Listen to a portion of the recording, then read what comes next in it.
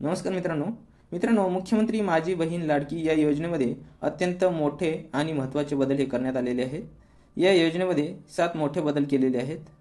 त्याच्यामध्ये अर्ज मुदत वाढ असेल, अविवाहित महिला असेल, उत्पन्नाचा दाखला असेल, डोमासाईल दाखला असेल, जमिनीची अट असेल आणि वयाची अट, या सर्वांचे काय बदल झालेले आहेत ते या व्हिडिओमध्ये आपण समजून घेणार आहोत। त्यापूर्वी चॅनलवर नवीन असाल तर चॅनलला सबस्क्राइब करून ठेवा, ज्याच्यामुळे तुम्हाला अशीच नवनवीन माहिती भेटत राहील। चला तर मग मित्रांनो, व्हिडिओला सुरुवात करूया।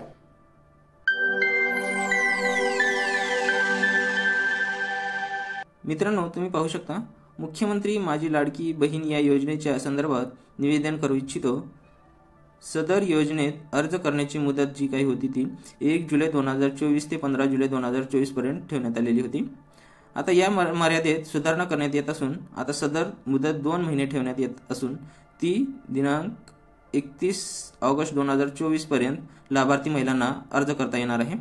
तसेच दिनांक 31 ऑगस्ट 2024 पर्यंत अर्ज करण्यात आलेल्या लाभार्थी महिलांना 1 जुलै 2024 पासून दर महिना 1500 आर्थिक लाभ देण्यात येणार आहे। त्याच्यानंतर या योजनेच्या पात्रतेमध्ये अधिवास प्रमाणपत्र म्हणजेच डोमासाईल प्रमाणपत्र आवश्यक असल्याचे नमूद करण्यात आलेले होते।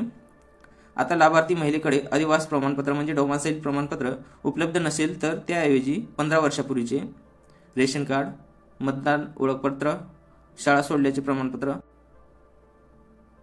जन्म दाखला या 4 पैकी कोणतेही ओळखपत्र किंवा प्रमाणपत्र हे ग्राह्य धरण्यात येणार आहे।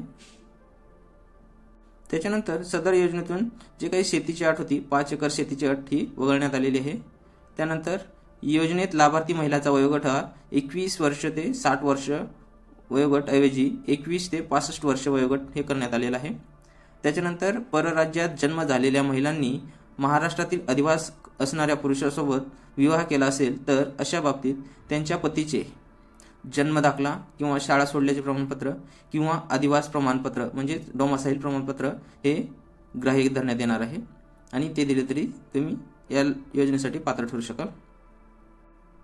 मित्रांनो, 6वी अट बघा, याच्या आधी तुम्हाला उत्पन्नाचा दाखला लागत होता, पण आता उत्पन्नाचा जर दाखला नसेल तुमच्याकडे तर ज्या कुटुंबाकडे पिवळे व केशरी रेशन कार्ड उपलब्ध असेल त्यांना उत्पन्नाचा दाखला या प्रमाणपत्रातून सूट देण्यात येणार आहे। त्याच्यानंतर 7वी महत्त्वाची आणि शेवटची ही अट आहे, योजनेत कुटुंबातील एका पात्र अविवाहित महिलेला सुद्धा या योजनेचा लाभ देण्यात येणार आहे। म्हणजे ज्या महिलेचं लग्न झालेलं नाही आणि त्या महिलेचं वय 21 ते 65 वर्ष आहे, अशा महिलांना सुद्धा या योजनेमध्ये लाभ देण्याचा निर्णय घेतलेला आहे। तर मित्रांनो, असे हे 7 महत्त्वाचे बदल होते। धन्यवाद। जय हिंद, जय महाराष्ट्र।